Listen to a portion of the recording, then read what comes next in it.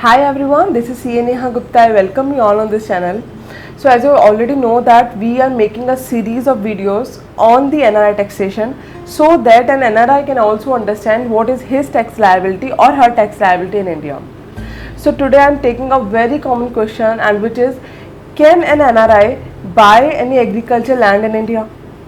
So I am going to cover in two parts for this topic. One part is that how an NRI can buy any land in India. It can be agriculture, it can be residential, it can be of any type. And the second part which I am going to cover is that whether an NRI can buy any agricultural land in India. So without wasting much more time, let's start this video.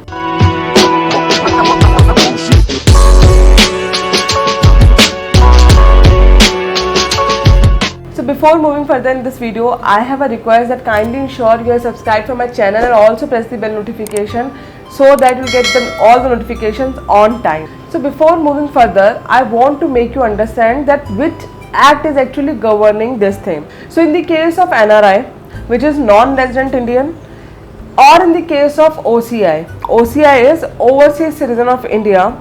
This is particularly governed by a special act which is Foreign Exchange Management Regulation 2018. So this is clear that it is particularly governed by the FEMA, we can say. So now let's understand that whether an NRI can invest in India in the land or in the property. So now let's understand this section first.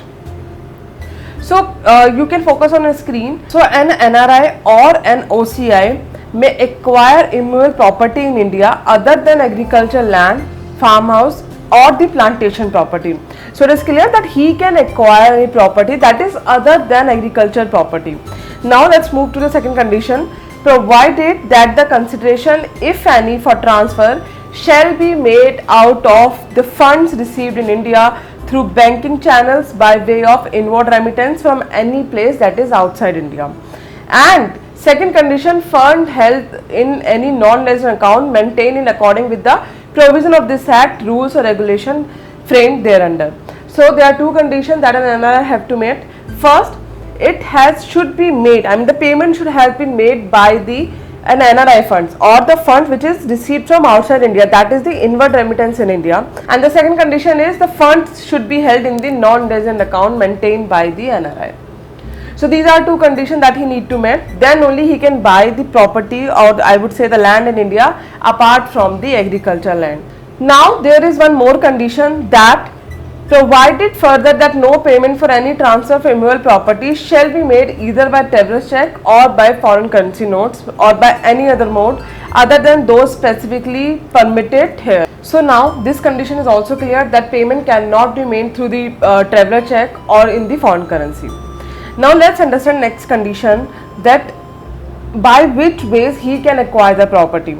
So acquire any immovable property in India other than the agricultural land, farmhouse or plantation property by way of gift from a person resident in India, from an NRI, from an OCI who is in cases related defined in section 2772 of the Companies Act 2013. So this is also clear. Now next condition is acquire any immovable property in India by way of inheritance from a person resident outside India who had acquired such property in accordance with the provision of the foreign exchange law in force at the time of acquisition by him or the provision of these regulations from a person resident in India.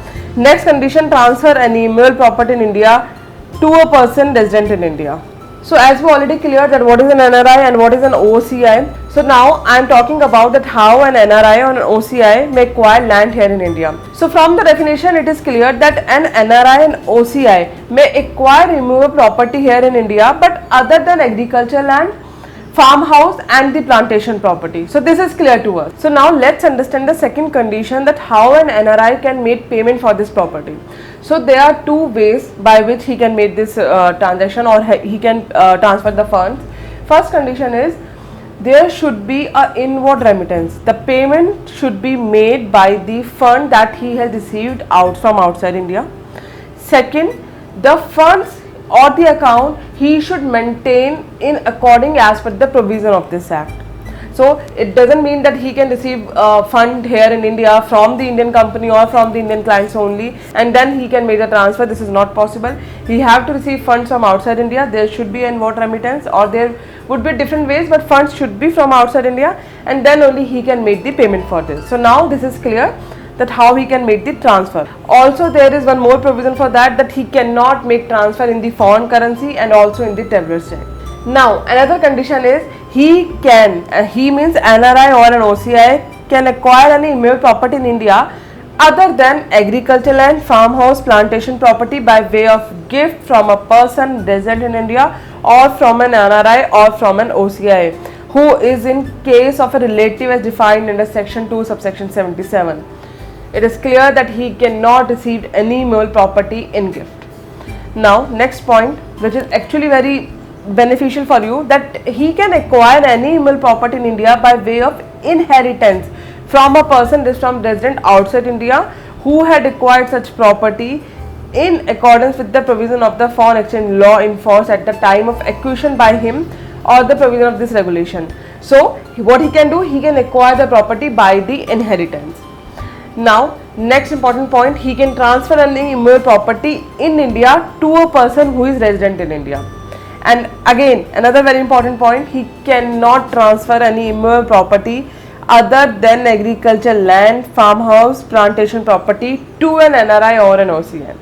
Very clear, an NRI cannot transfer property to an NRI. So through all these things, it's clear that NRI and OCI cannot buy any agricultural land here in India, but what they can do, they can buy immovable property here in India by, as I already explained, the way through which he can buy here in India, but also he can also get the property by the way of inheritance. So this is all about the agricultural land for NRI, but still if there is any question by you, you can ask me in the comment section. I would love to help you. Till then, let's meet in the next video.